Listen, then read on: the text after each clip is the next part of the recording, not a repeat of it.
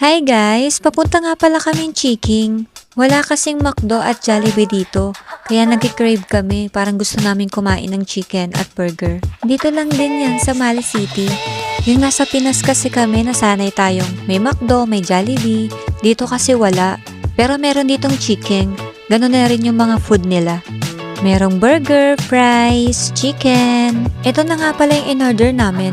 Sa isang set, meron na siyang chicken, fries, burger, and drinks. Ang price niya, 99 rupiah. Huwag lang kayo mag-expect na yung lasa niya kagaya sa Pinas. Syempre, may difference din, pero okay naman siya.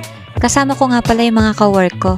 Nataon lang na day off namin, kaya yon nagkayayaan. Sulit naman, nabusog naman kami. Next time, itutour namin kayo sa ibang kainan. Kaya nga sinulit ko na yung kain ko dyan para naman ma-experience ko yung pagkain dito. Pwede naman kayo mag-request ng no spicy. Karamihan kasi sa pagkain dito, puro spicy. Next vlog again. Bye!